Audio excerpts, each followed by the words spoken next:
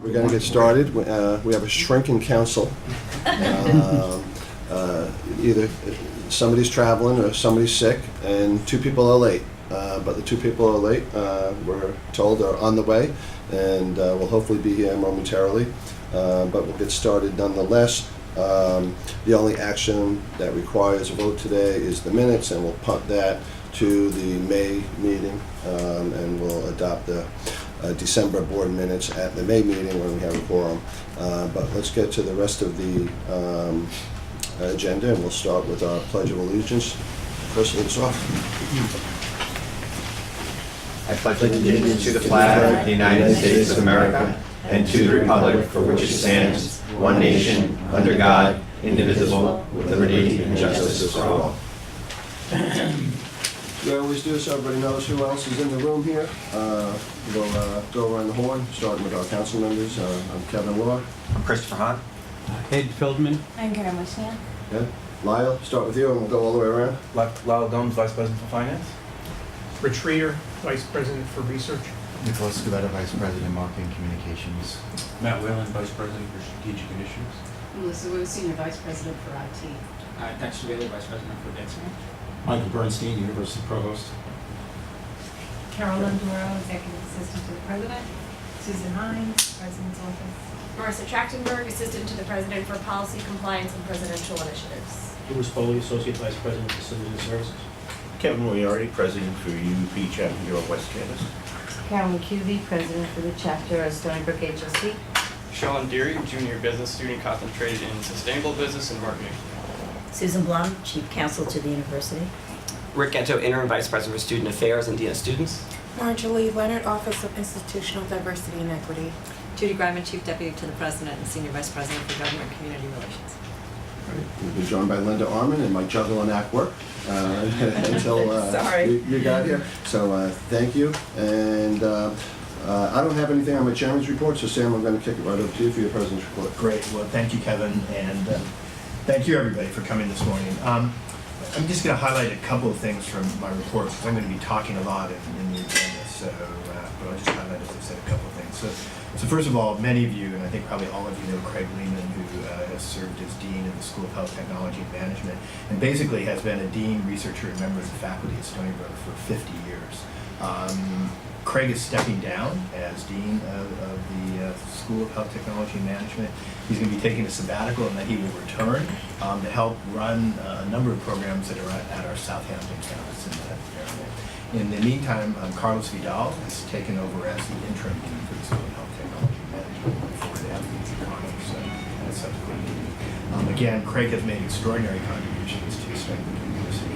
For the record, I want to say I really appreciate everything he's done and will continue to do in his new role at Southampton. And then Rick introduced himself, but I wanted to introduce Rick as well, who has been the Associate Provost for Academic Success and Division of Undergraduate Education, Faculty Director of the Higher Education Administration Program. He's serving as our Interim Vice President and Dean of Students. You wouldn't know it necessarily to look at him, but Rick is in his 25th year in higher education. I'm actually 25. But he's had a wide variety of experiences, including some great work at Stony Brook University, and I think it's wonderful that Rick will present today about some of the significant contributions he and a team have made to improving graduation rates at Stony Brook. We're very pleased that Rick has stepped into the interim role, and again, look forward to working with him going forward. That's the role Peter Vision had, correct? Correct. And what we've done is we've combined the position right now of Vice President for Student Affairs and Dean of Students into one position right now, so we're serving both those. As Bob Magna transitions now in his full-time role as Chief Operating Officer for the Central Administration, we have a search firm engaged that will be identifying a new Senior Vice President for Finance and Administration. Dexter Bailey and Melissa Wu will be co-chairing that search, and so we look forward. Linda, I think you're nice enough to participate as well. We appreciate that. And in the interim, Lyle Gomes, who serves as Vice President for Finance and Chief Budget Officer, will continue in that role and take over all things related to finance. And Matt Whalen will step up yet again and take over. Our Vice President for Strategic Initiatives will take over to handle the facilities side of things, which includes the police and so on. So, and again, we'll do a very careful search, but I feel very comfortable with the interim folks we have in position now. And then I think the provost has a special announcement. Michael? Thank you, Sam.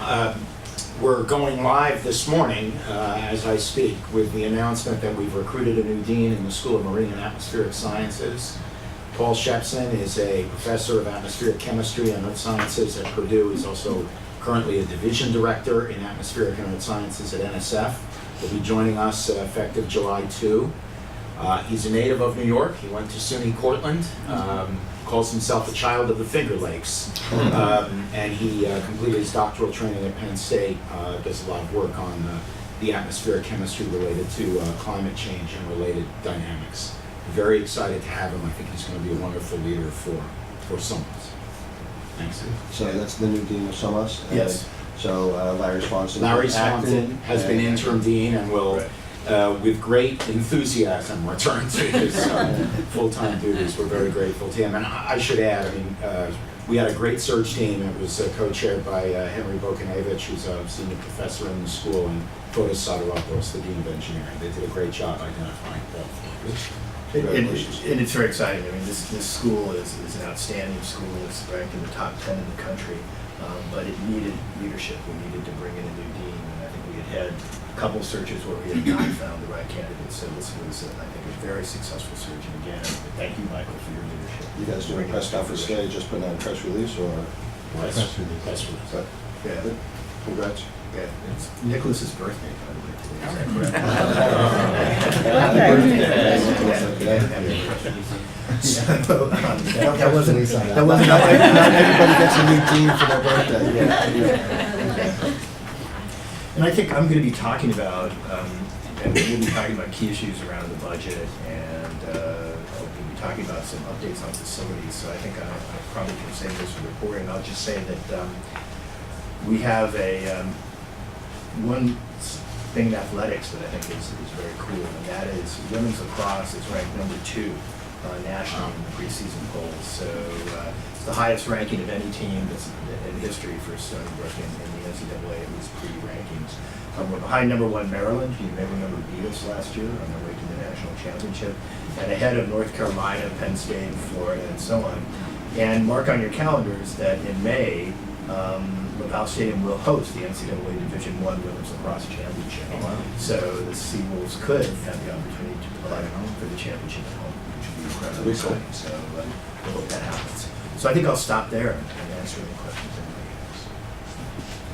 Any questions for Sam from the council? No? All right. Well, thanks, Sam. Next, we're going to go to our reports. And, the first one, very interesting, very timely report with everything going on in the media world, the Hollywood world, the sports and entertainment world, and unfortunately the college world. And so we've asked Judy and Marjorie Leonard to give us an update on things that are happening here at Stony Brook in terms of making sure that our policies and procedures are best practice, are in the best practices realm when it comes to dealing with the important issue of sexual harassment and sexual assaults on campus. And so, Judy, you're up first. Yep. Thank you very much. Briefly. So we have sort of a 3-part harmony, actually, me, Marjorie, and Susan Blum, to pick up on some of the legal issues. And, really what we want to do is cover some of the laws that guide the area, our processes, how we manage the cases, how we take, and so the most important thing, I think, I'm going to give you the things you actually need to walk out with right this minute, which are that we take all claims very seriously. We have robust processes and have staffed up actually to deal with that, and we follow our process. That, if you hear nothing else, those are the 3 things that I think are the most important here, that we take very seriously as a leadership team, and spend a lot of time actually talking to people, talking to deans, department chairs, etc., to say, follow the process, don't handle these matters on your own.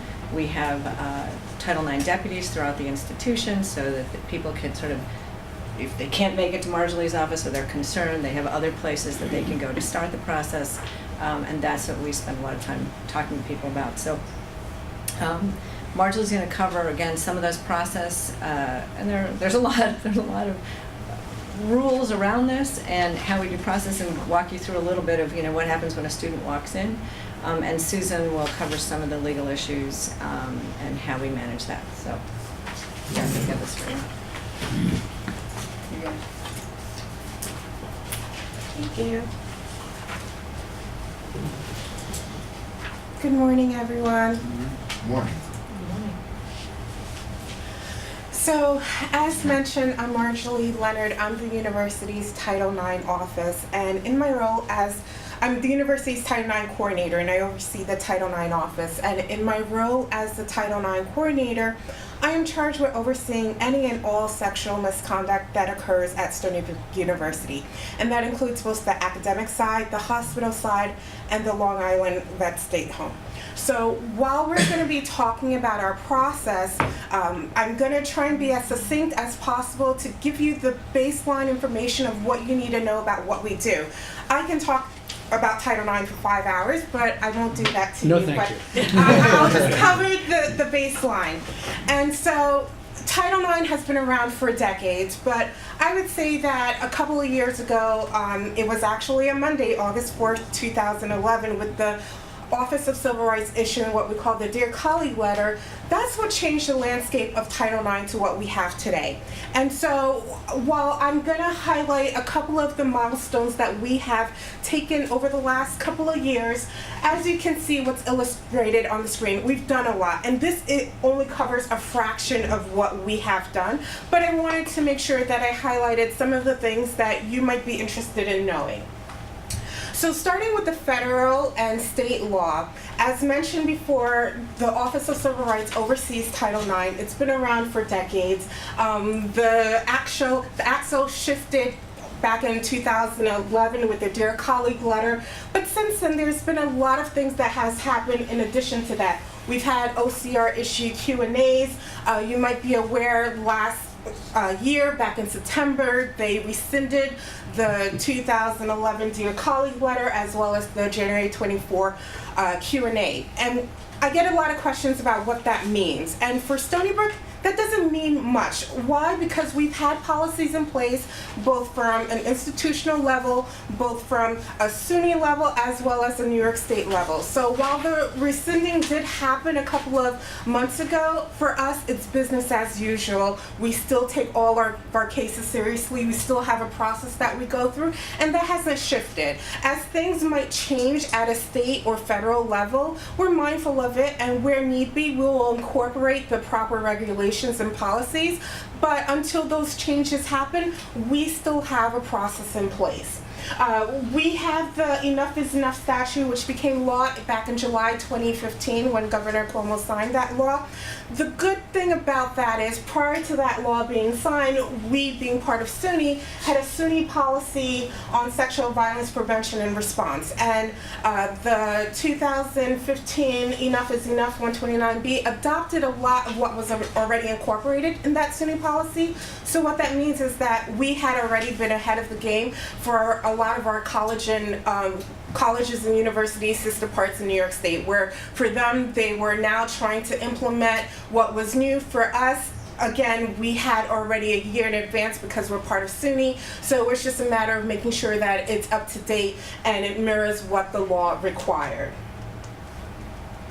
So just to highlight a couple of things with the education law, the New York State Education Law 129B, there were things that we had incorporated before the law was enacted. There were things that we had to make sure we were doing as prescribed in the law. But I would say that what this law did was made it clear that all colleges and universities in New York State, whether you are a SUNY, whether you're private, whether you're public, that we had to have certain uniform definitions and protocols when it came to addressing incidents of sexual misconduct on college campuses. So that included having a consistent definition of what affirmative consent is. That included incorporating some amnesty policy, and that's a big one that we have been talking about to the campus community, in particular with our students when it comes to the alcohol and drug amnesty. We are very much aware of there's a lot of incidents that happen, not just here, but throughout the entire country, and there's a lot of reports that go unreported. The reason why, there's a lot of incidents that go unreported. The reason why is there's always that fear, whether it's fear of retaliation, whether it's fear that, well, I was involved in underage drinking, or I was involved in illegal drug use. So this amnesty policy had made it so that people can remove that sense of fear. Well, I'm 19, I was involved in some type of incident, I'm a victim of sexual misconduct, but I'm afraid of moving forward because I will get in trouble for underage drinking. So this amnesty policy has been crucial, and we have seen as we communicate it to our campus that more people are feeling more comfortable coming forward and making a report. And that's ultimately our goal. Everything that we do, all of the training, all of the education that we do, our goal is to increase the comfort level of people who feel like I have an avenue to go to, I have a place I can go to report the behavior. So that's ultimately our goal. A couple of other things that I'll highlight with this law is that it talks about ongoing education and training.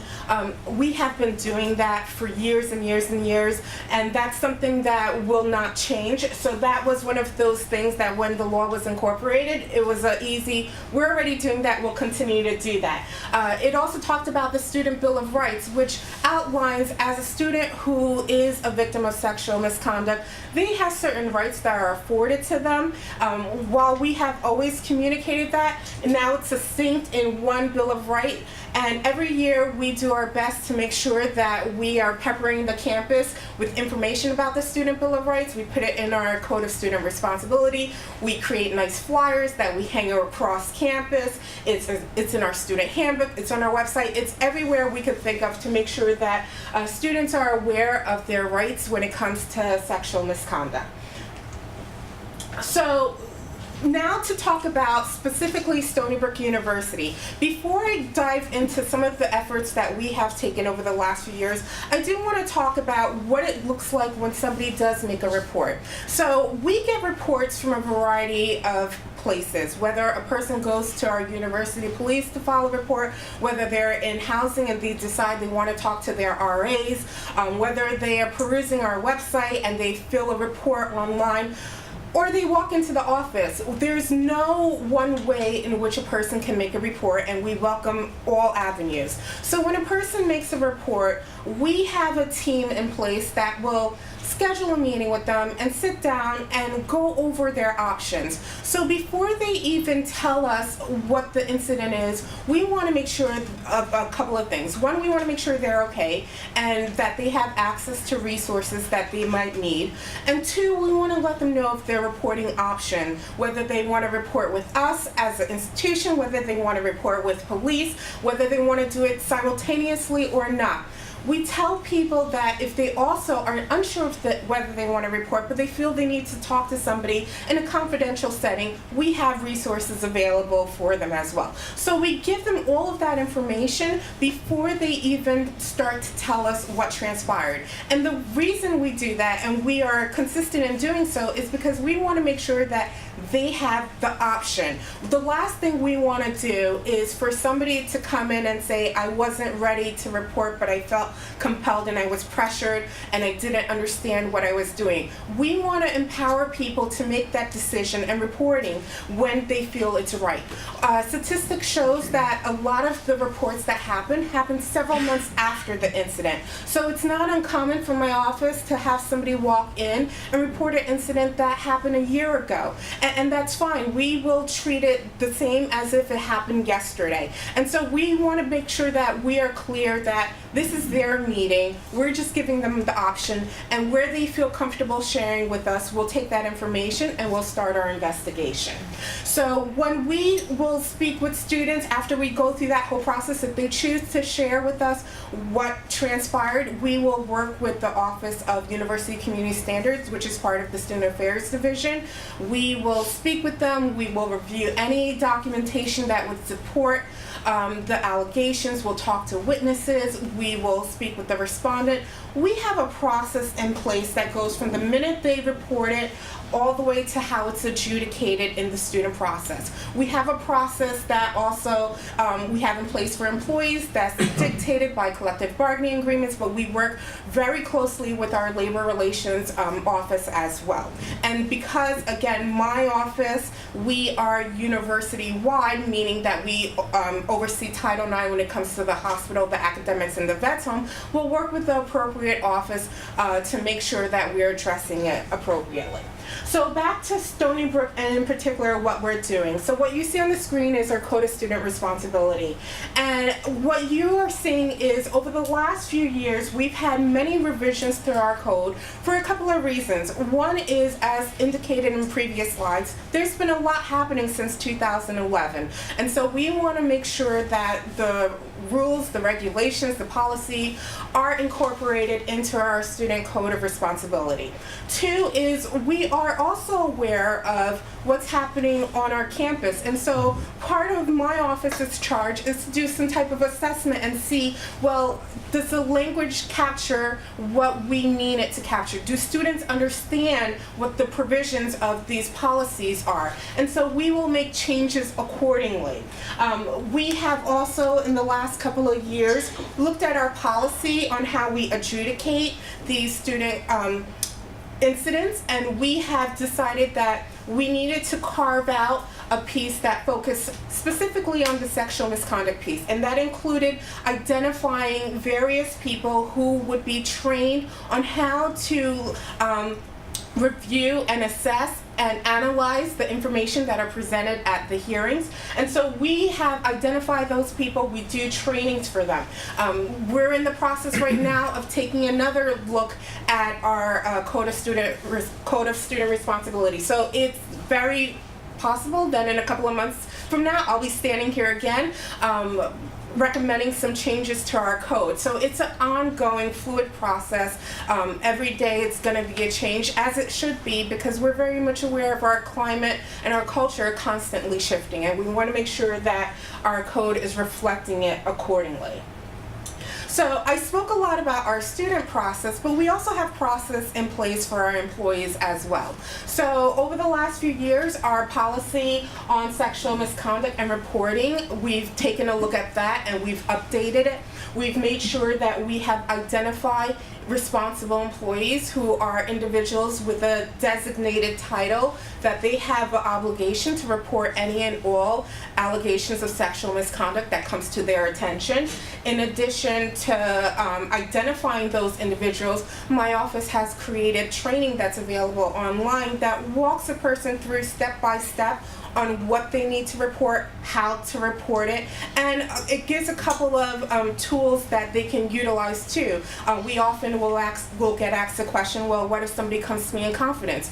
We talk about that in the training. So we have that information there. Our policy also highlights the retaliation piece, which I mentioned earlier, which is still a number one reason why a lot of people are hesitant to report, because they're afraid of some adverse action being taken upon them because reporting.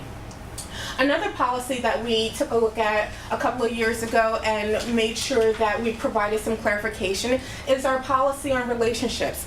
And you might be thinking, well, why are we talking about policy on relationship when we're talking about Title IX? Because there are certain dynamics between two individuals where, because of the type of relationship they have, there might be some type of influence where we want to make sure that it doesn't become an issue. For example, a supervisor should not engage in a romantic, intimate relationship with their subordinate, a coach with an athlete, housing RHD with a student, because of that type of influence where it can lead to some type of perception of coercion, which in my world can easily be translated to quid pro quo sexual harassment.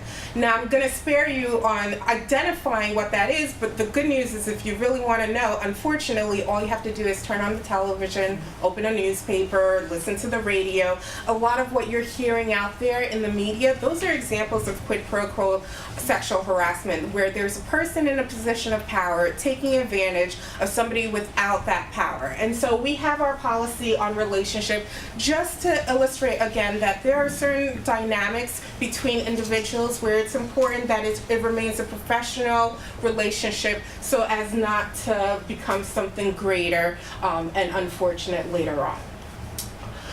We issue our non-discrimination statement and our Title IX notice of non-discrimination. So Dr. Stanley has issued that in the past, and that's again on our website. That is just another way of getting the message out there that we have a process in place, that we expect everybody here to be good citizens of our campus community and be mindful of their actions and know that if they are subjected to certain behaviors, there are avenues available to them as well. So training, how do we get the information out there? Training, training, training, and training. My office over the last couple of years have trained thousands of people in live sessions. We will do annual trainings, whether it's for police officers, resident hall directors. We have identified over 20 deputy coordinators and we'll have regular meetings with them. We will train our review panel members, which I spoke about earlier. Departments will request that we come in and train. I am happy if they say, I can give you 5 minutes and talk about Title IX. I have a 5-minute elevator speech prepared. I'm happy if they give me 3 hours. I can use all 3 hours of that time. So we will do training upon request. But in addition to the live training, we have online training as well.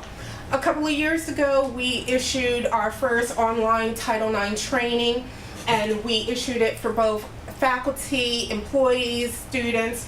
All new students are required to take the training, as well as certain populations of students as prescribed by the law. So those include student leaders and athletes. They are required to take the training annually. All of our new employees are required to take the training annually. Our training is available on our website, so it's not just limited to those particular groups. Anybody who wants to take the training or anybody who wants a refresher on the training, that's always there for them. As mentioned before with our P106, our sexual misconduct and reporting policy, we identified responsible employees, and we have created a very comprehensive training that is available online as well. So one of the things that we constantly do is we're looking at what we have done and how to improve it. So a couple of years ago, back in 2014, we had created a Title IX resource form, and that form is given to anyone who's reporting a Title IX allegation.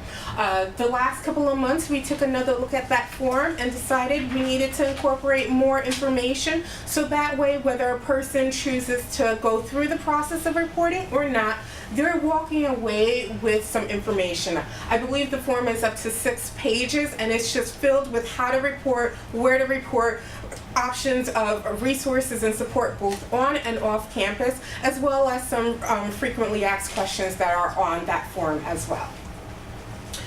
We also look at how we can help people report. A couple of years ago, again, we had an online reporting system, and we took a look at it recently, and we decided that it needed an improvement. And how we improved it was we shortened the reporting form to make it more succinct, to let people know, just give us the basic information, because at the end of the day, we're going to call you, so we don't want you to spend time feeling that you need to fill out a form when we're going to go through the whole entire process with you when we meet with you. Our Title IX team has grown over the last couple of years. We have a Title IX investigator whose sole purpose is to investigate allegations of sexual misconduct.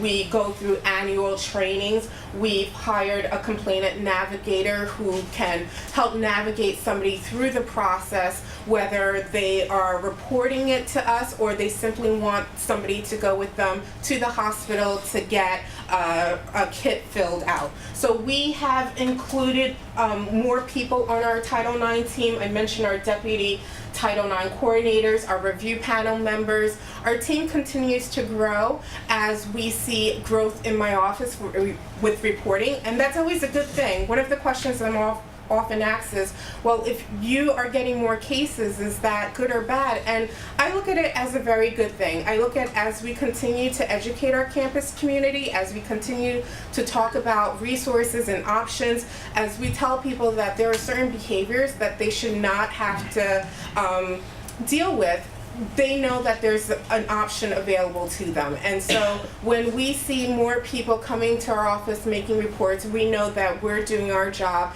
in terms of getting the word out there in terms of resources that are available. We have also put together some folders that we give to our students when they're going through the student process. And so it's chock full of information about what that process looks like from the very beginning to the very end, whether it's them participating in our student conduct process, whether it's FAQs, their rights, their reporting. All of that information is nicely put together in a folder that we give to them. There are times where a person may come forward, and while it might not rise to a level of a Title IX violation, we will take out relevant information within the folder and give it to them in terms of resources and concerns about retaliation. So one of our goals is to make sure that people who come to our office and report leave our office with information, knowing that they can always contact us at a later date if they have any questions or concerns. We have enacted last year the SUNY Campus Climate Survey. I am pleased to say that even before we had enacted the SUNY Campus Climate Survey, we had a survey in place for 5 or 6 years, the Polaris Survey, and it wasn't until last year that we adopted the SUNY Survey. And this survey allows us to take a snapshot of our campus community, to assess what's going on, to see where there are needs for improvement, what we're doing right, where there are challenges, and what we need to do moving forward.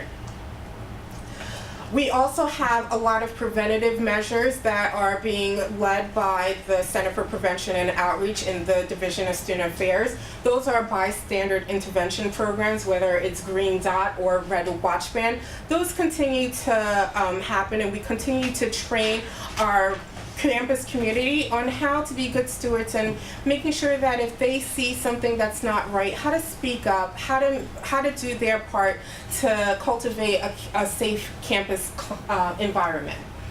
And the last piece that I want to talk about just briefly is our student engagement.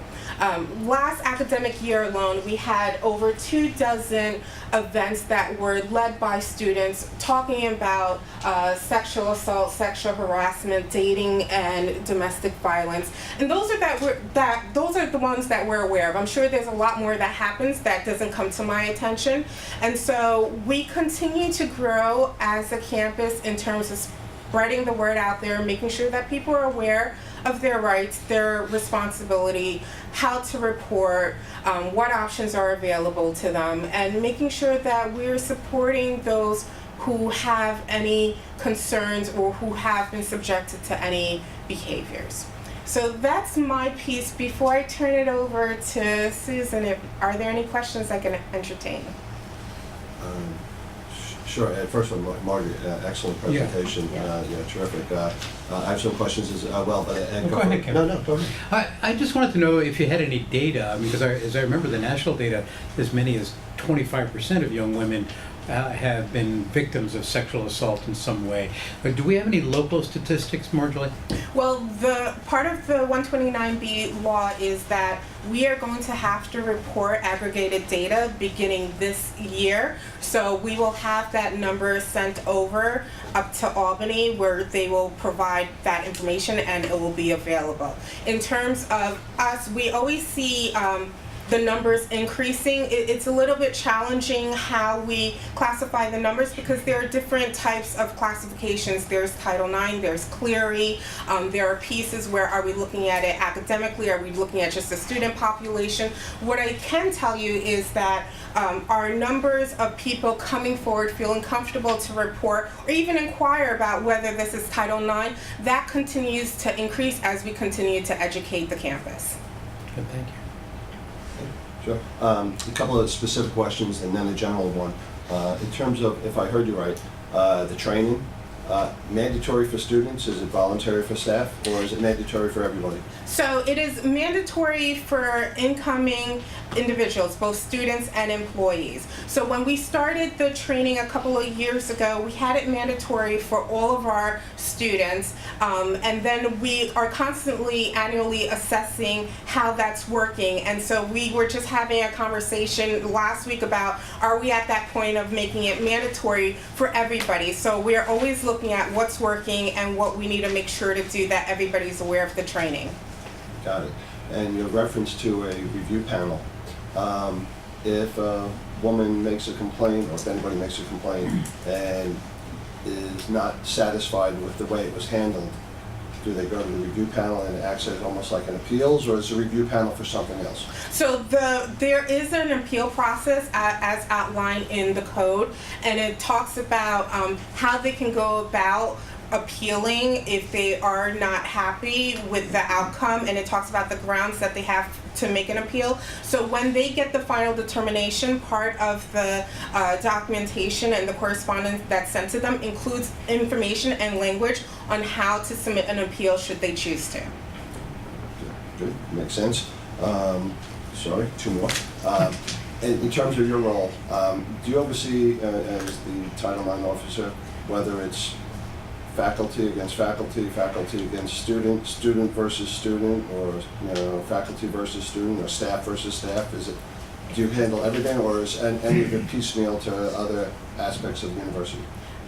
All of the above. So everything we handle, we will work with the appropriate office, whether it's labor relations or the student affairs office, but my office, we oversee all of it. Great. Last two. Again, in what's happening around us throughout the world and our country, a lot of focus seems to be on universities and their athletic departments. Does the athletics department statistically have a bigger portion of complaints compared to the rest of the university, or are things not broken down like that? I wouldn't say that they have a bigger complaint. I wouldn't say we even track it based on athletes, but what I can say is that we have a deputy coordinator in the athletic department. I myself have gone in and done training for that department. The deputy and I will talk frequently, and so anything that comes to her purview, she is calling me and we are addressing it as we would any other type of complaint. Great. Thank you. Last question, and just more of a global one. As I said, it was an excellent presentation and very thorough. One of the other things I hear about or read about, especially with the academic institutions, is people then begin to question the board of trustees of those universities for never inquiring or never asking management. It was one of the reasons why I asked you guys to make the presentation today. But given your experience and your knowledge of what happens in the rest of the academic universe, do you feel as a university we're at the best practices levels in this very serious type of situation when people are making these complaints, of whether it's harassment or assault? Absolutely. Part of my charge is to make sure that I'm aware of the best practices that are happening at the SUNY level, at the state level, and at the national level, and incorporating what we need to incorporate. I don't believe in perfection, but I do think that there's always room for improvement, but we are where we should be, and we're always looking forward to where do we need to go next. Right. Terrific. Chris? Should we, she alluded to the Dear Colleague letter that was rescinded in September or October. Should we, as a university board of trustees, maybe make a statement supporting the Dear Colleague letter and the principles to it that they seem to be adhering to? to kind of back up what they're doing and acknowledge what they're doing as a student policy? I'm not sure. I think SUNY is really. Have they? I think they're really on top of that. I mean, I think that they were really champions early on, and it's enough law that was passed, and I think they had a number of negotiations with OCR and other areas as well. So probably, they would say it's a system thing rather than an individual campus in terms of setting that policy. So has the system actually made a statement with regard to the rescinding of that? So they have spoke of it, yes, absolutely. And I think one of the reasons why they're not overly concerned is because we have 129B. So with the rescinding of their Dear College letter, it really doesn't affect us as it would, say, another state school in a different state. We have a policy in place that regardless of whether it's rescinded or not, we have laws, we know what we're doing and how we're moving forward. Because rescinding of the letter doesn't mean you can't do those processes. Right. It just It means just says that the you don't- federal government's not going to enforce those processes, which is a very dastardly thing for the federal government to say. And perhaps there needs to be more attention paid to that and bigger statements made. And if SUNY Central's not actually making a statement, all the great work that's been done here and been done around the state, and maybe there isn't any, this is the first I've heard that was rescinded. I read everything I get, so I haven't seen it in SUNY Central. I think you're making a very good point. I think the issue is, as was said, because we're in this state and because the state law essentially is still being adhered to, Right. we're not under any obligation to change our policies. And as Judy said, the rescinding of the letter simply says that's no longer guidance anymore to you. They haven't come out with new guidance that would force you in a different direction. I think if that comes, then you may be in this very interesting thing where you have a conflict between the federal and state law, Right. essentially, on how this is being done, and that, my guess is, would be litigated at some point in time, and then in that case, we'll do whatever SUNY tells us we have to do in trying to think that. So I think right now, I mean, it's a good point, Chris, and we've had these discussions internally, but I think we've made the decision to continue our policies. We're certainly aware of all the issues that that are out there in this area, and we want to make sure we're doing everything as fairly as we can. But we've made a decision internally, supported by SUNY, to not change what we're doing this way. Might be a good thing for our friends on the second floor. Might want to. Report. Any other council members have any questions? Judy, did you have something else? I just wanted, before we turn over to Susan, just to go back to your question, Kevin, as to whether we're sort of at the top of our game, because I think it's a hard question in some ways for Marjorie to answer, right? I mean, part of, before I came 2.5 years ago, I spent an extensive amount of time on this issue with both publics and privates in Connecticut, so, and sort of nationally. And I actually think we are on top of our game, and we've really devoted the last few years to making sure of that. I mean, I've seen how many other institutions do this, and we were ahead of that game and have devoted, as you saw, a constant reiteration of and review of what are we doing, what's the best thing for our students and our employees. So, I'm going to use it not just from Stony Brook, but sort of from a history of looking at some other institutions. I think we're doing a pretty good job. Good, thanks, Judy. Reassuring. Good, Susan? Thank you, Marjorie. Good morning. And I just want to echo this because Marjolie's operation is so robust. She's in my office 3 times a day at least. And we have a whole interdisciplinary team. We have SWAT teams. We meet, we discuss, we're on it when it happens. And you need to understand it's not just atmospheric, it's real. We agonize over issues, and we always try to be fair and do the right thing and be very supportive of people who come forward. And I also want to highlight one other thing. This council has been very helpful in creating the architecture which Marjorie described, and she alluded to it, because over the past years, you may recall, Dr. Bajan came to you with changes in the Student Conduct Code. Those were changes we were making to be consistent with Title IX. So they were not just tweaking, we were actively changing our processes, and you've played a role in it, and we're very appreciative. So this is just a nutshell. It's from 30,000 feet. When you read in the newspaper that the state has 88 claims of gender discrimination, they paid $10 million in state money to settle them. I just want to tell you what that means. The principle here is anybody can sue anybody for anything, and they do.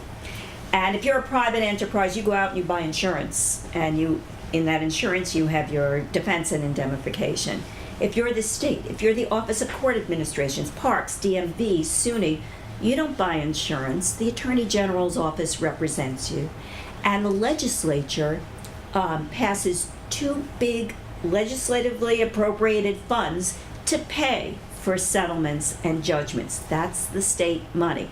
So that's our insurance policy.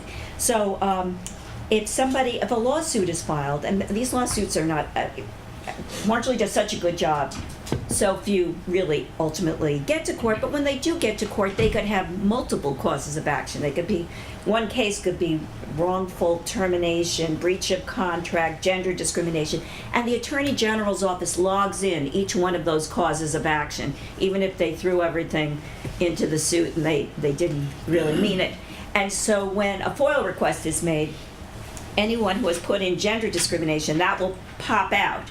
And when we work with the Attorney General's office, they are our lawyers, and they may recommend settlement, and we settle cases for all reasons, not just because we're quote-unquote guilty.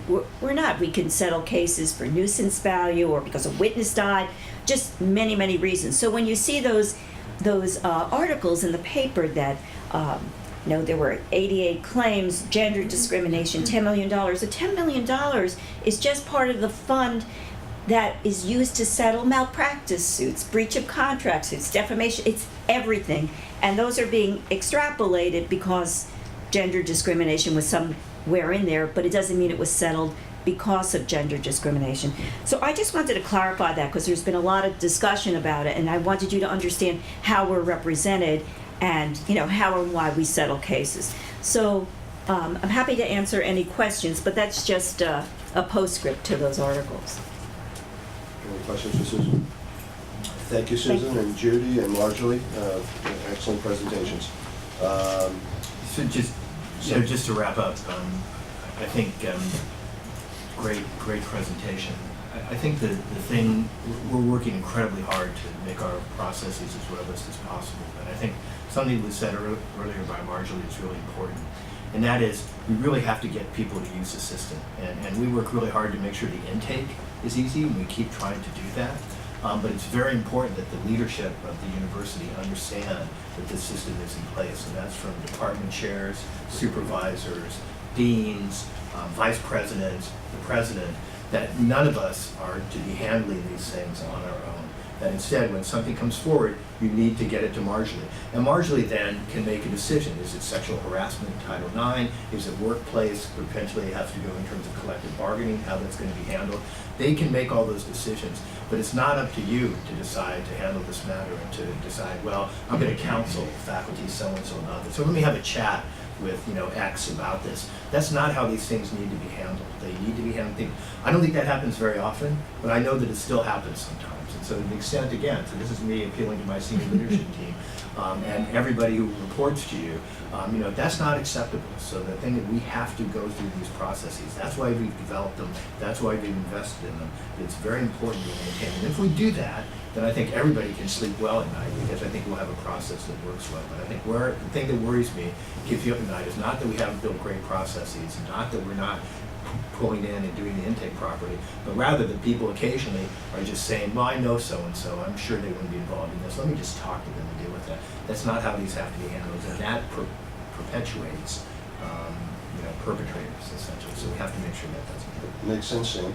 And Sam, if we were to meet a year from now and we were to see an uptick in reports, as unfortunate as that would be, it would maybe actually be a good thing, because it would show that the process is working and people are making the complaints. I think that's true. At some point in time, one would hope that through education and so on, we'll see a decline, right? So I don't want to keep seeing increases at some point in time. Exactly, we don't want to see that. But I do believe, I know you did, but I do believe that a lot of this is because people feel more comfortable going forward. And I think that's very important to us, that they feel safe in coming forward with their complaints. They know they'll be taken seriously, listened to, and then we will take action. So that's what we're hoping to establish. And as I say, we can always do better, but I think we're working very hard to make it as Good. Glad to hear. Good. Thank you all. We'll continue with the agenda. Next up is the improvement in graduation rates from Dr. Bishop Patel.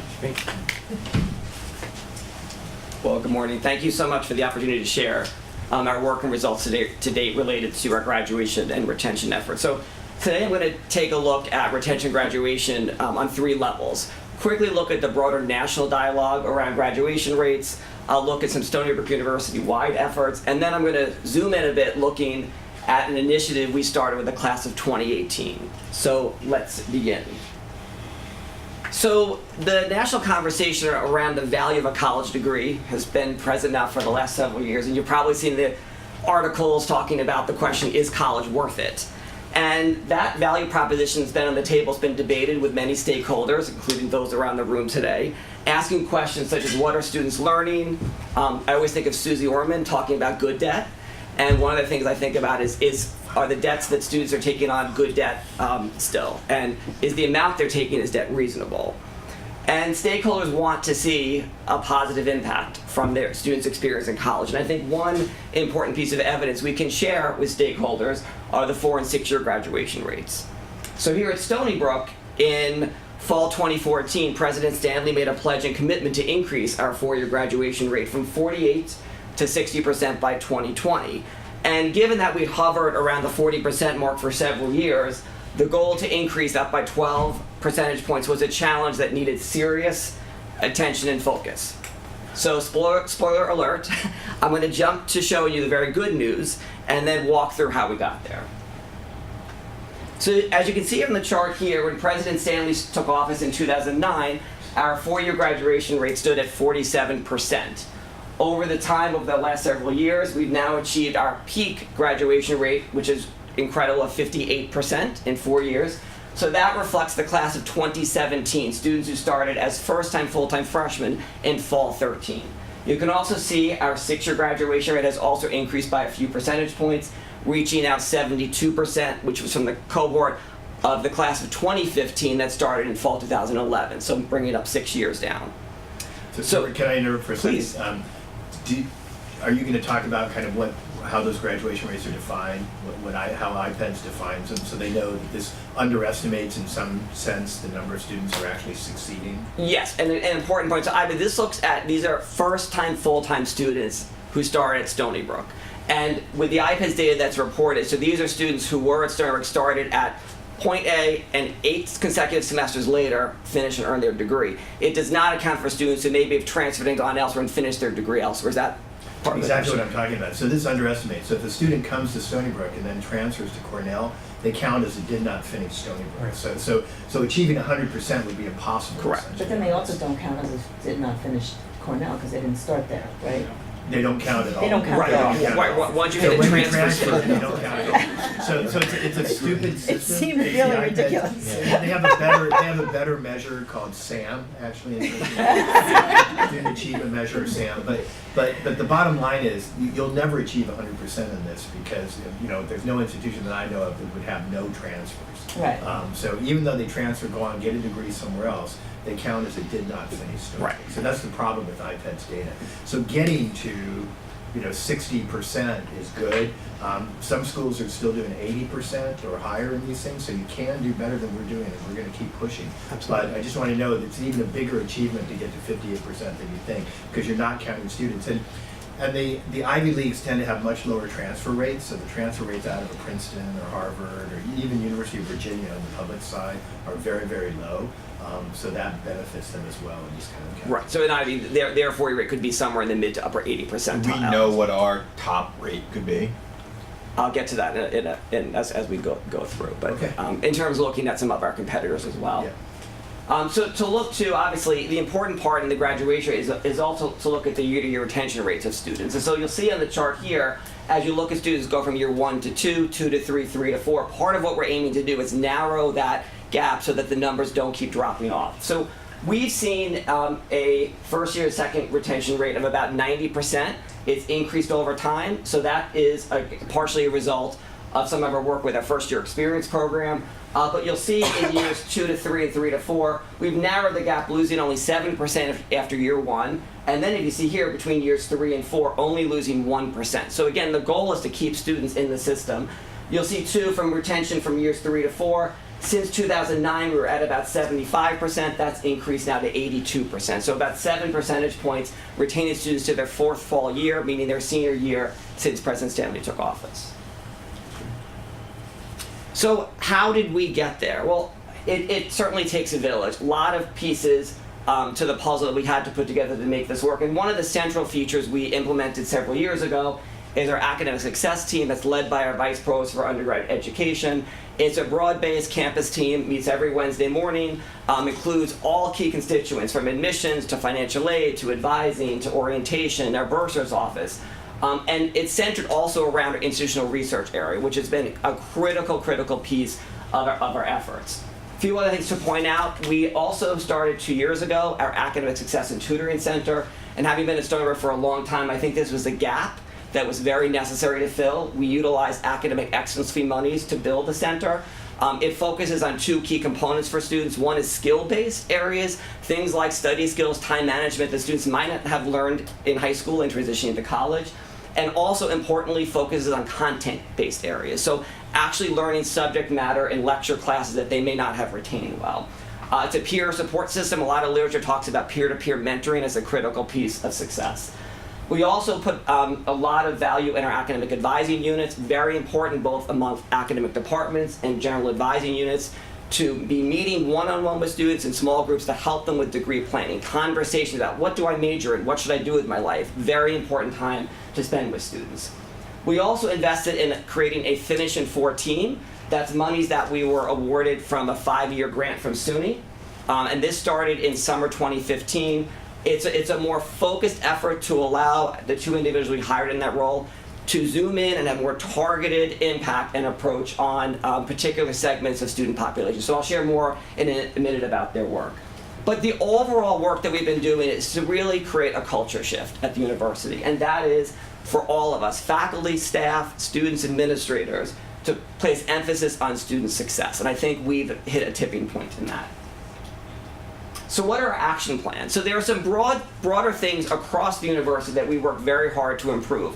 One is obviously course availability. If a student cannot get a course they need when they need it to be on track, that's a problem. So we work closely with dean's offices, looking at demand levels, looking at courses that we need to add more seats in, and so that's been an ongoing process. We've also worked to develop clearer curricular pathways, and so in fall 2014, we instituted a new general education curriculum, which now our class of 2018 is the first group to be graduating under that curriculum.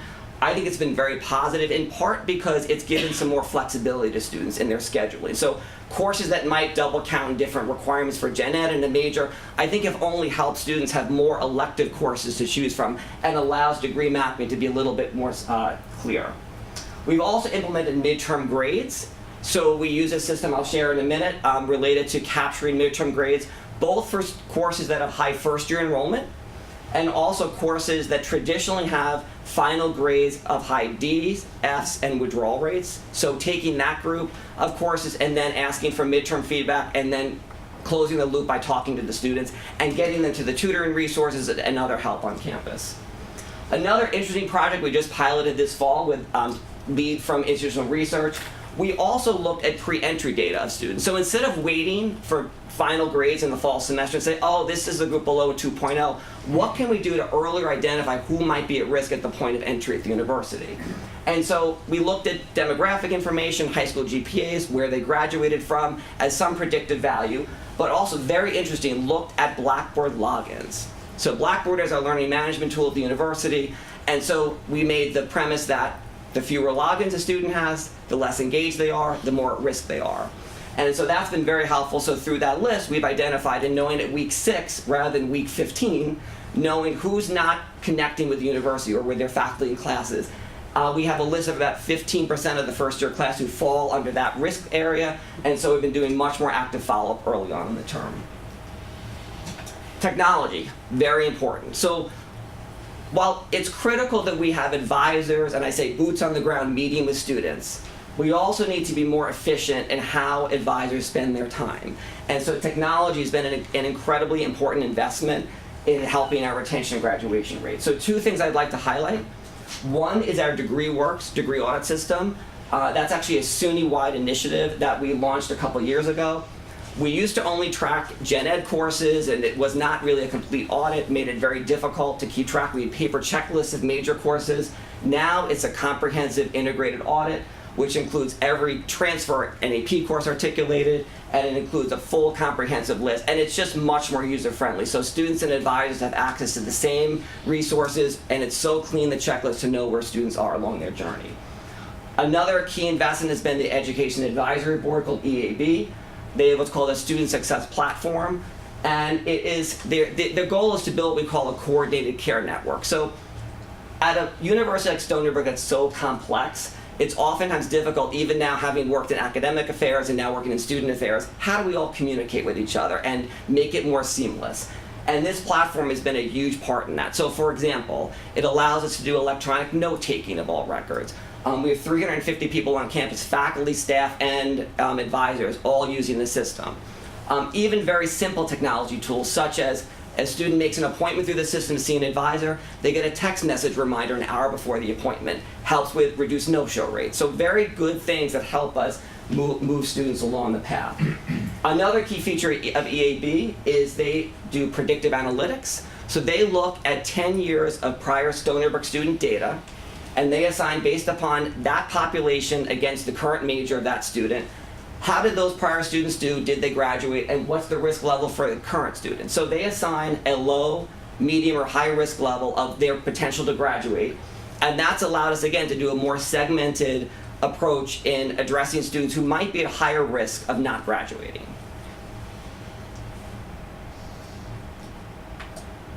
All right.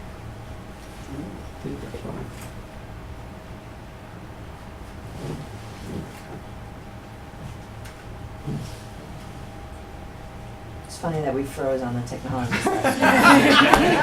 It's ironic. Yeah, there we Get go. rid of that awkward silence. Okay, that's perfect, yeah.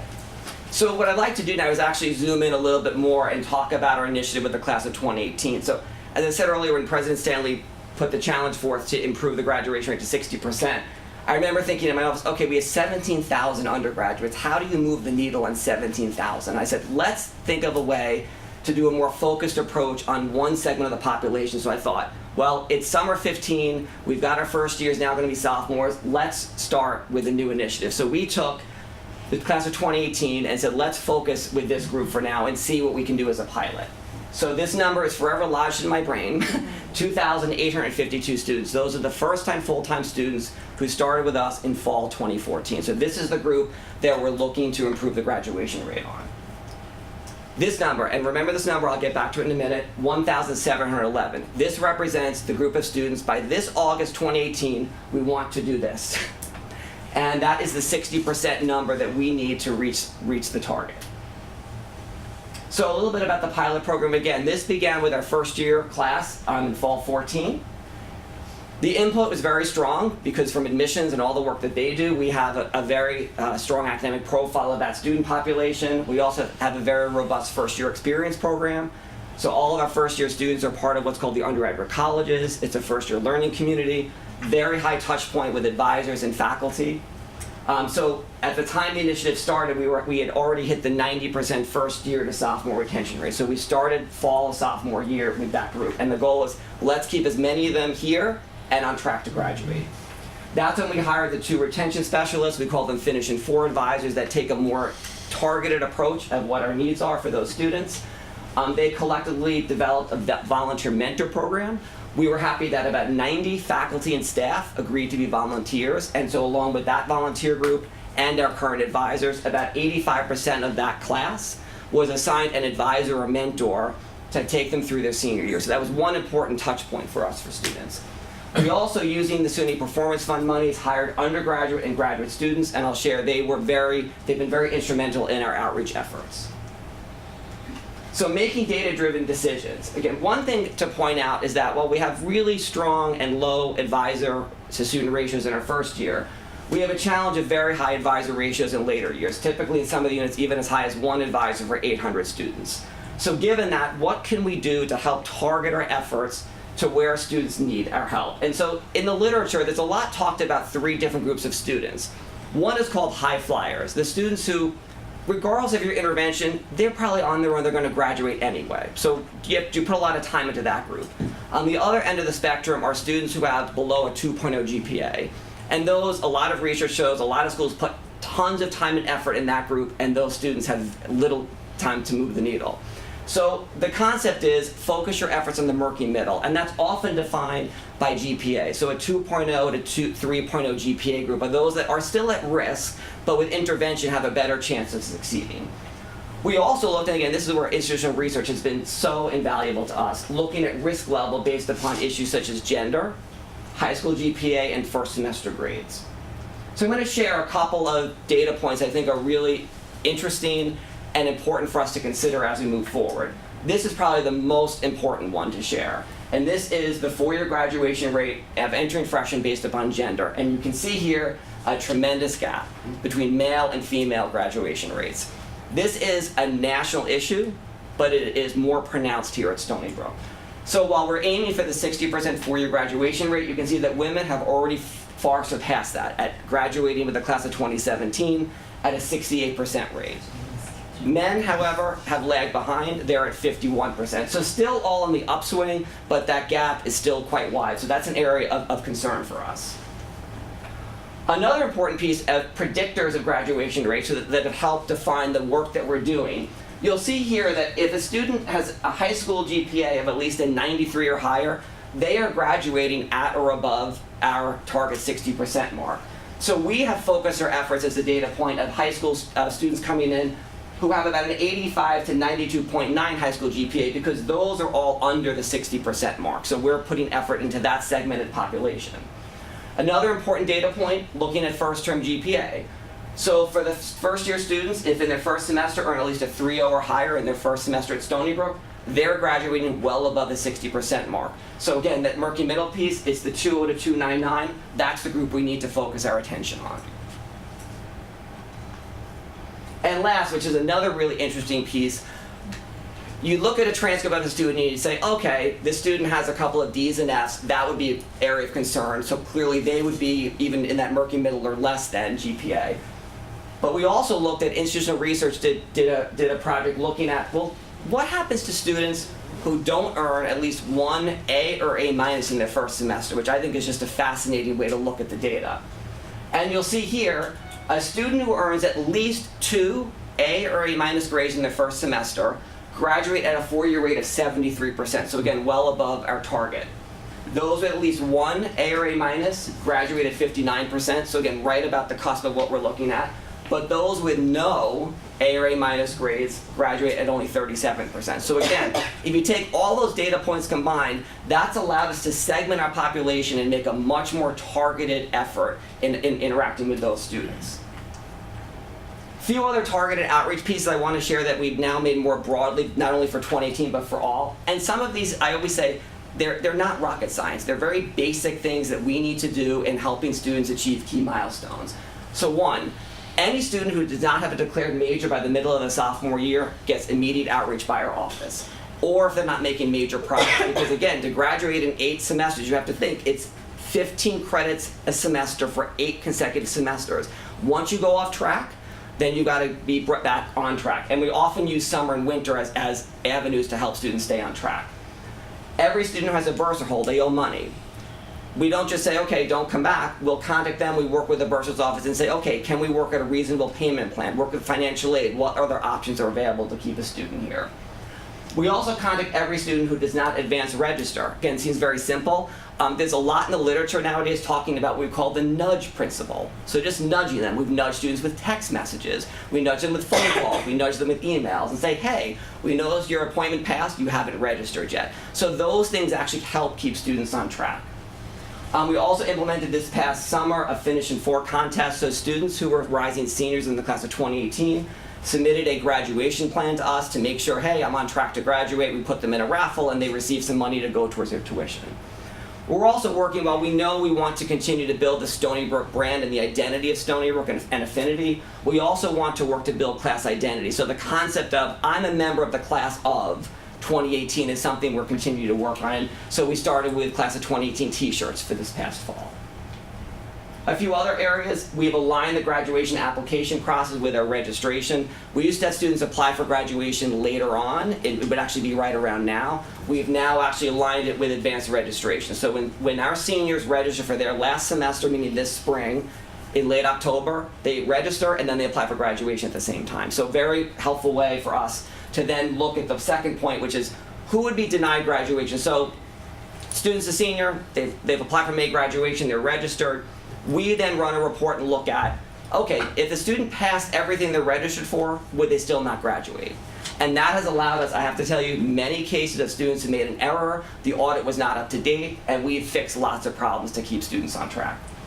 We also, through help from the President's Office, as well as the SUNY Performance Fund, we have provided funds to students who are near graduation and can demonstrate their ability to graduate in 4 years, but something happened where they lost their financial support in that last semester. We've done that for 3 of the 3 prior class years, giving money to about 15 students in each class year. I'm happy to share we've reached 100% graduation rate with all of those students. A new pilot we're going to try this summer for 2018 is we know that there are some students who say, well, I'm just going to stay for a 9th semester. I'll stay next fall. Well, if that's the case, they're not in the 4-year graduation rate. They might be in the 5-year rate, but we want them in the 4-year rate. So we're looking at those students' records of who didn't apply for graduation, but looked like they could graduate by summer, and we will incentivize them by giving them some small tuition money for their summer courses to get them to finish earlier. So that's on the horizon for this spring. So summer and winter count towards the 4. They do, which is actually incredibly helpful to us because that becomes a catch-up for students. Right. Or if there's one of our, and because we've now increased online courses quite a bit, that's also provided opportunities if they can't physically be here to still take classes to finish the degree. Cool. So what are our results to date? So I'm happy to share with the class of 2018, we have achieved the highest sophomore to junior and then junior to senior retention rate of any class in Stony Brook's history. And 238 students of the cohort, 8.4% have already graduated, so those are in the 3.5 year group. And breaking news, as of last week, we have 1,473 that applied for May or August graduation. So as I shared the number earlier, if you add those 2 up, miraculously, it's exactly 1711. I did I swear it's exactly that. However, that's who's applied for graduation. So one thing we're doing, again, we're reviewing anybody who might be denied. So we're hoping everyone earns good grades this semester. There'll be nobody who doesn't graduate in the group. The other piece of good news is that there's another 16% in the group that if you look at only on credit count alone, which is not the only thing you can look at though, have the potential to graduate by August. So that's another group we're going after. As we talk to those students, some are saying, well, I'm doing a double major, or I need a prerequisite course still. So we're looking at however many of those cases we can move them to apply to graduate. Our goal is to at least get another 100 of that group to apply, so we hit about 63% applied. Gives us a little bit of a buffer if people don't finish in time. But ultimately the goal is to achieve the 60% rate by August. I'll just end with a few challenges in the future. So, as President Henley mentioned earlier, we know students who go to other schools and they do finish elsewhere. So for the good of the cause, they are college graduates. But we know that some students, they will leave Stony Brook. They may stop out, they may leave. There are things out of our control. It might be a health issue, it might be a financial issue. It's not the right fit, and we acknowledge that. So we know that there's a group, but again, the goal is to keep as many students here as possible. The high advising ratio, as I mentioned earlier, is a concern. Finishing for advisor funding, this is a real concern of mine. That funding, that grant ends in summer 2020. If that is not renewed, that will create a real challenge for us to continue the good work we've been doing. There are also clear budget constraints impacting course availability. As I mentioned earlier, the sequencing of courses and having students take courses when they need them is critical to our students completing on time. We're putting forth a lot of effort also to narrow the male-female graduation gap. A lot of work's been done in the last year to do focus groups with male students to understand kind of the cultural issues, whether it's Stony Brook societal based, that we need to help tackle. We know there's often cases where men are not help seekers, and we want to encourage them to seek help on campus when they need help. And the last piece of good news is that we've seen such good success with 2018. even though our bandwidth is kind of light with only 2 finishing 4 advisors, we are continuing the pilot now with class of 2019, 2020, and 2021, and we've seen, again, net gains in each of those years along the way. So I'm happy to take any questions, but thank you so much for your time this morning. Well, thanks, Rich. Another great presentation, very informative. I have a couple of questions. You mentioned before Sam got here that you had to help change, after Sam got here, you had to help change the culture. Was the culture before Sam got here that people, whether you graduate in 4 years, 5 years, it wasn't a priority here or a priority on most campuses? I would agree. I came from working at Columbia University and coming here, so the culture was very, very different. There it was, you finish in 8 semesters, and actually you had to petition to stay in 9th semester. It was expected that you would graduate. When I arrived here, that was not the case. So I was actually a bit of a culture shock for me to come in, because I started in 2002 as director of advising, and it was kind of come and go as you please and do whatever you want, and if you get a degree in the end, that's fine. It was kind of, and at that point, the graduation rate was somewhere in the upper 30%. So it was a big shock to me to see that the number. So we started looking at what are our policies, what are our practices, how do we help students and change the culture. And I would say the first year experience program that really launched in 2002 with the undergraduate colleges, that is actually, I think, what really galvanized the campus to say, okay, let's take the first year experience and we have to keep improving that to get the rate of to the sophomore year even higher. But then what we were finding is the first to sophomore rate was high, but then it kept dropping. We thought, how, after 1 year you think, okay, it may not be the right fit, you leave, but after you hit year 2, you should be staying to the end. There should be no reason why you're transferring or dropping out. So to answer your question, yes, major culture change, I think, has occurred in the last 10 years. And is the primary driver of finishing 4 is to help students not have so much college debt when they come out? Or are there benefits for the college for students to finish in 4 in terms of the way we're rated by U.S. News World Report or whoever? Well, U.S. News, they do, on the ranking, they look at 6-year graduation as the marker. But obviously, highly competitive schools are really looking at 4-year graduation. So when we look, to your question earlier about looking at other schools, I believe and hope that we could get into the upper 60% mark when we look at some competitors of frame of reference schools and schools that we would aspire to be like as well. So I think that's an important part that we want to continue to put effort in. But for the debt piece, certainly. A student who stays the 9th semester, they may be accruing private loans, other debt that we don't want students to do. The other important point that I share is I've always believed the 4-year graduate is important, but what I've seen over time with students' transcripts is they'll register for classes that bring them above the 120 credit mark that weren't necessary. So part of it's just helping students make more informed decisions, so that if it took them 4.5 years and and we have some students, they may start at a very low math level and they want to be a doctor and they're willing to put in the time and effort, and it took them 5 years to graduate, I view that as a win for the university. It's just that there are many cases of students who are at 140 credits and they have meandered and never spoke to somebody, they've never engaged with anybody, and so they just made a lot of bad choices along the way. So those are the cases where I feel that from tuition the student's paying and loans or debt they may be taking on, I think was wasted debt that wasn't necessary. Got it. Do we include the parents in first year experience? Is there any engagement with the parents during the first year experience? Yeah, actually a lot. So a couple of examples.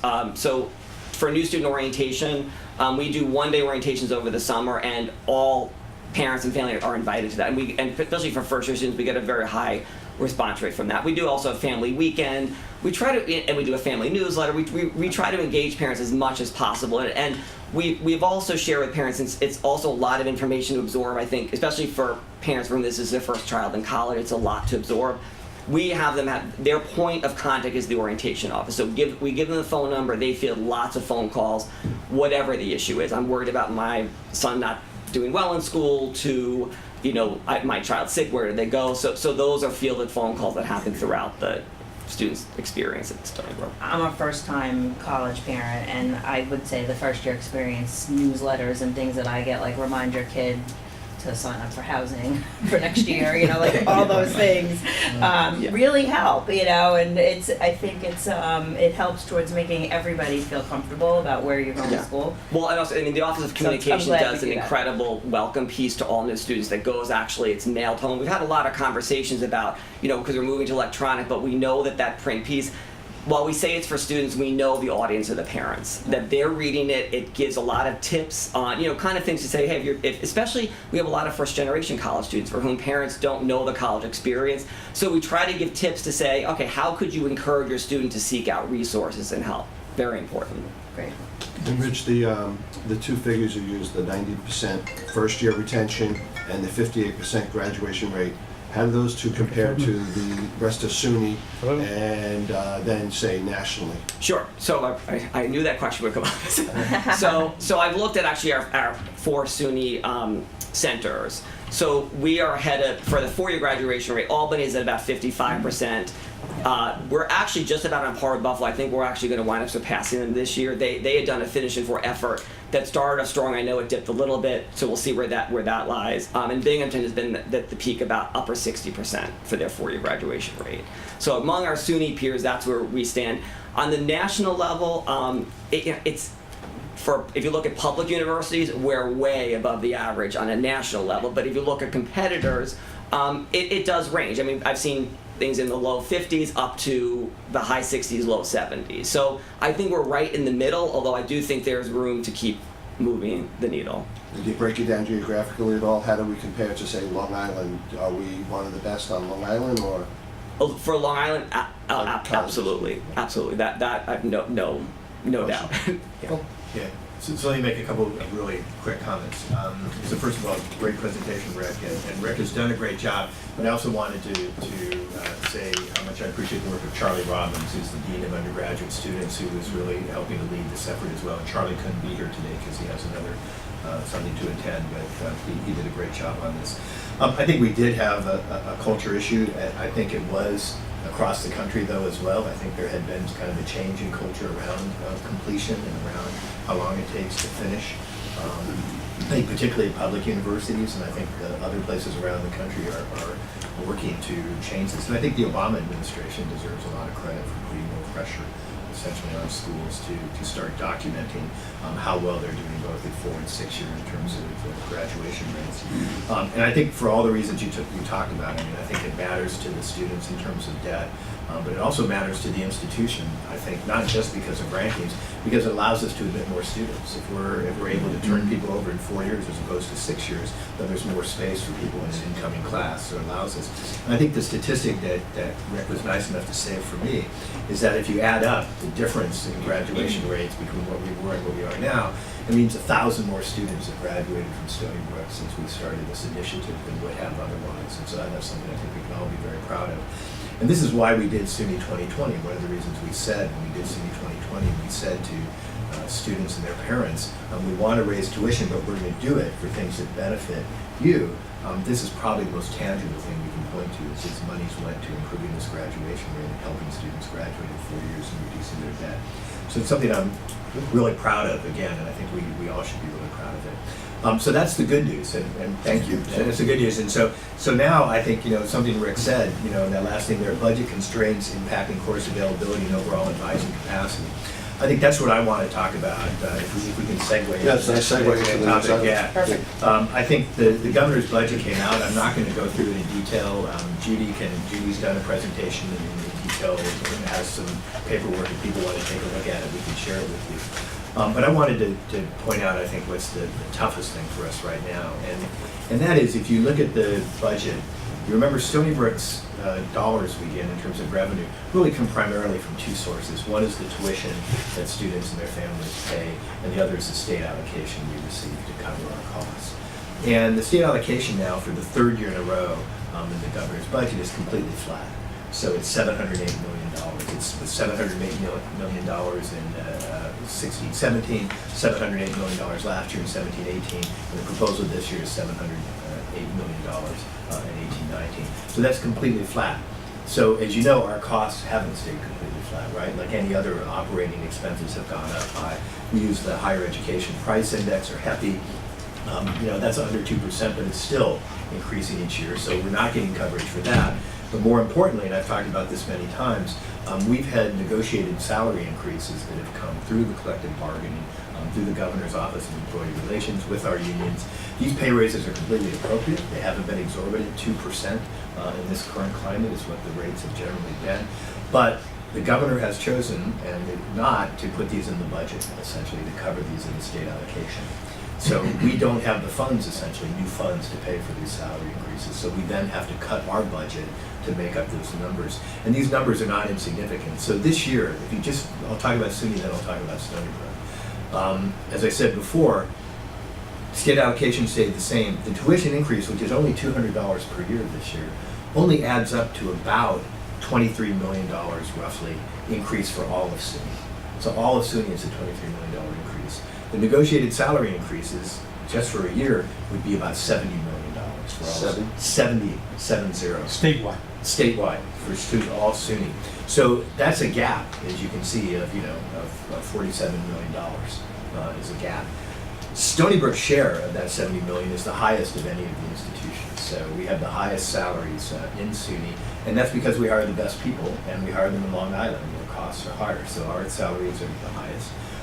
Our number we calculate is around $8.5 roughly million a year salary increases that we need to have covered when it's 2%. If the current there's currently in negotiations for your UP, so these negotiations are ongoing. If that is signed in at 2%, and there's a retroactive for this year when there's been nothing, when they're out of contract for this year, if there's a retroactive, that would add about another $18 million essentially to what we would have to cover. So that's putting a tremendous pressure on our budget. We are having to do a number of things. We've had to look at reducing services in a number of areas around campus, and we put together a list of the kind of things we're having to reduce. But I'm really worried about our ability to continue to support this. I mean, some of the changes we made, as we talked about, we're buffering, really improving our advising tremendously, taking up to national standards. I mean, I think we were not at national standards. We're now setting standards. We want to do as Arizona State has done or Georgia Tech has done, these places that have really made advising a science and not just an art, and have really changed it by being very data-driven in what they're doing. We want to be able to continue that. We want to make sure that courses are not keeping people from graduating, particularly with Excelsior, right? Because Excelsior demands that you get 30 credits every year, right? You have to get 30 credits every year. So that means the courses you need to be on track to graduate have to be there. And I'm really concerned that we're not going to have the faculty, particularly the adjunct faculty, that may be necessary to teach these courses and provide these kinds of services.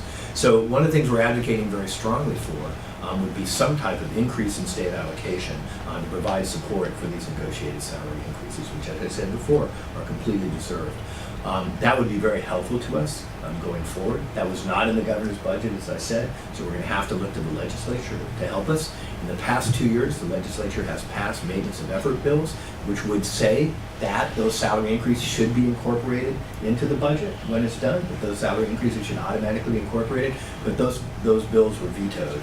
And so I'm not sure that's the right pathway. So I would like to see us again get something incorporated this year. I know the unions are advocating very strongly for this. They recognize the problem as well, and we look forward to working together for advocacy. But I think if there's one thing that that we're concerned about, that I want the council to be aware of, is this potential threat to Stony Brook and all of SUNY that comes from this current budget. And a structural deficit essentially that's been created. If I understood you right, in addition to the raises that they negotiate, but then you have to pay for and they don't help you with, your other costs go up here as well, and the state aid has been flat for 3 years in a row, so you're feeling it on that end too. Absolutely, absolutely. And the council should be aware, about 2 weeks ago, Carl McCall, the chairman of SUNY, sent out an email to all the chairmen of all the different SUNYs, and we had a conference call with Carl and again all the chairs of all the different SUNYs,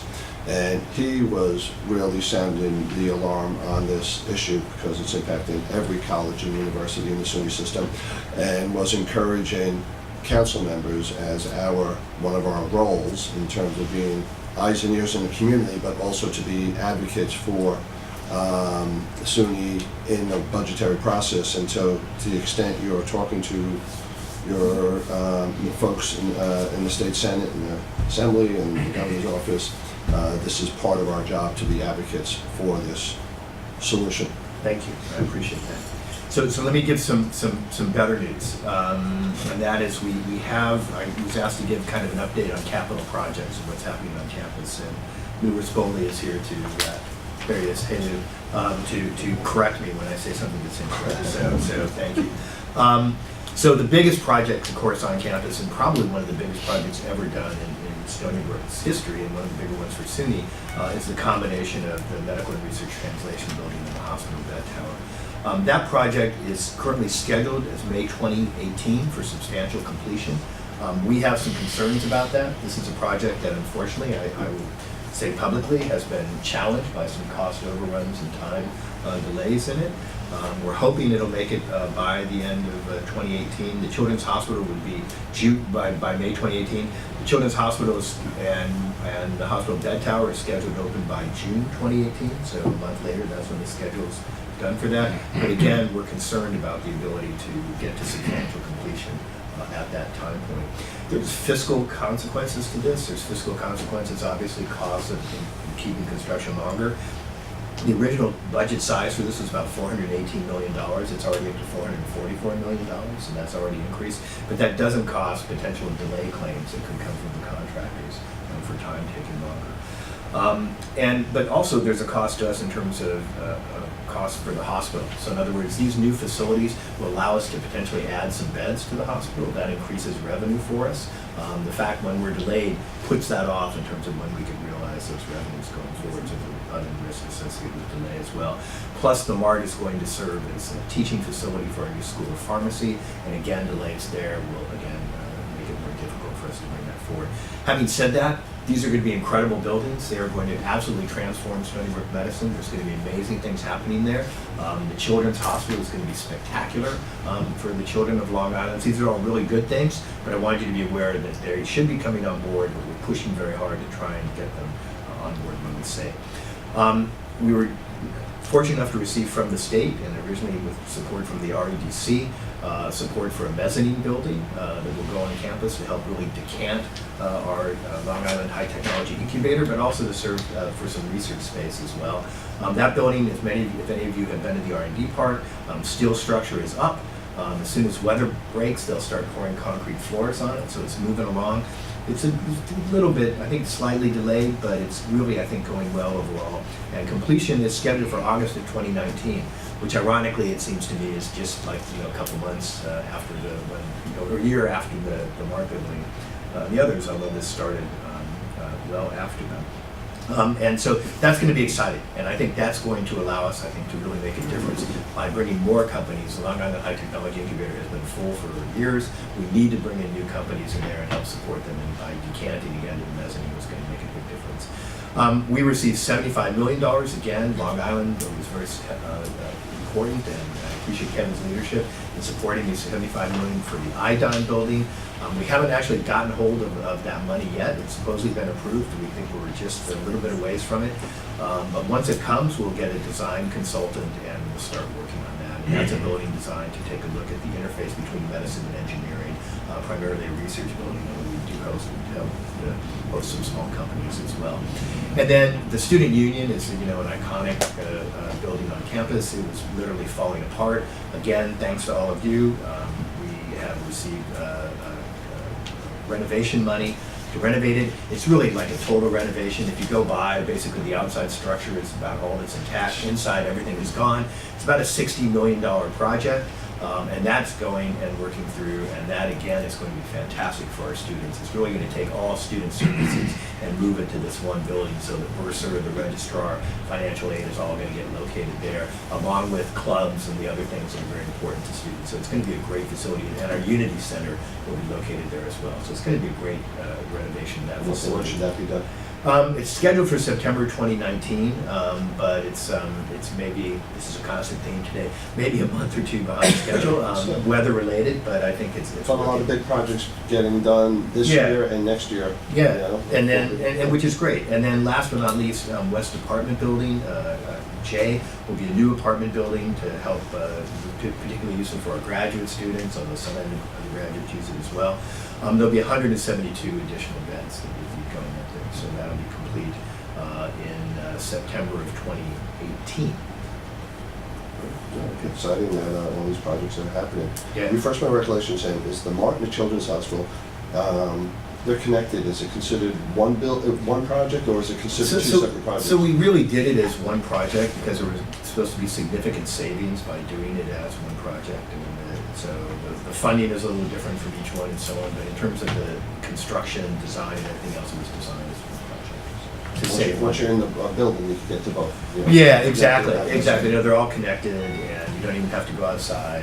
And then the beauty, we've talked about it before, but the beauty of the hospital bed tower is the ability to build another 11 stories on top of it. So that building is the future of Stony Brook Hospital. So it'll house intensive care units, children's hospitals we've talked about, but then it also has the possibility of adding another 11 stories, which would allow us essentially to take out of service those current towers and put actually all the beds that we need on that side. And we do need more beds, by the way. Chris and I were talking beforehand. This is flu season. The number of visits in the emergency room are up tremendously. We are always at about 90% capacity for that hospital, as far as 97% sometimes in terms of beds. We're always full. So it's not ideal for us when this hits because it means we have more people. We're not able to get to the floor as soon as we would like. But I'll just remind you, as I reminded the campus, that everybody should get their flu shot. It's not perfect this year. I'm going to tell you the flu shot is not as good. It's not a good match to particularly the influenza A serotype that's circulating. However, I do believe, and the CDC believes, and they're more reliable than me, that this will help provide some protection. And even if it doesn't keep you from getting infected, it may ameliorate the disease, so you may not be as sick as you were before. So the best thing you can do is get vaccinated. The second best thing you can do is if you do feel symptoms, then go see your health professional, because if you have the flu, there are some drugs which administered right away can really help shorten the duration of the illness and help you feel better faster. Because these drugs like Tamiflu and others really do work. They're running out of them apparently in some areas, so I hope that's not the case in our region. But in some areas they are running out. But Is it prescription or over the counter? It's prescription. And it's not too late to get the flu shot. It's not too late to get the flu shot. Absolutely not. If you weren't vaccinated, it's not too late to get it. I happened to be at CVS Pharmacy. I'm not trying to give them a plug the other day, but people were getting flu shots in front of me at the place. So yeah, people are still getting it. And that's a good thing to do. That's all I have. And Sam, with the mezzanine building in the research park, is part of the goal there to see companies graduate from the high-tech incubator on the hospital side and graduate to the mezzanine, which would then free up space in the incubator for maybe startups coming out New of companies, yeah. Seawood or wherever? We have, let me be frank, we have companies that have been in incubation for a very long time. And that's not the appropriate use of that building. We need to move those into a space where they can still, we want them to stay connected with the university, that many times they benefit from the expertise at the university, the scientific expertise. We want them to be around here. We want them to stay on Long Island. We just really prefer them not be in that incubation space so we can use it for these startup companies. That's really what it's designed for. Great. Karen? I have a question about adjuncts and the budget. So I know, as we discussed previously, all of the adjuncts in the writing program were left out, or the majority of them, as well as some adjuncts in the math department. They say there's no budget for adjuncts in 2018, 19 and next year. I know that the former director of the writing program had offered $75,000 of his own money to support adjunct salaries, and given that adjuncts make generally between $2,500 and $3,500 a class, $75,000 is a significant sum. But I wasn't sure, I haven't heard about what happened with that. So has the university made a decision on that? Is that a possibility? So I'm not aware of it. I think it would be unusual for us to do that. Michael, Well, it's very unusual. Yeah. Do you want to comment? Yeah, we did not pursue the offer from the writing program. The former director of the writing program. It would not be appropriate to do. It's not consistent with university personnel policies. And it also doesn't speak to the strategic decisions we made on moving from adjunct faculty to full-time faculty. So we're not pursuing. Thank you. Any other questions for Sam or his team? I have one quick question, I'm sorry. I'm sorry? So, from the capital perspective, we've sat through some presentations about the budget constraints on fixing things, like the union that was gonna fall apart, right? Yeah. So we have a lot of new construction because of grants, which is fantastic, but then you have other places where you can't keep up with the maintenance and the repairs because we don't get that kind of money in the budget due to budgetary constraints.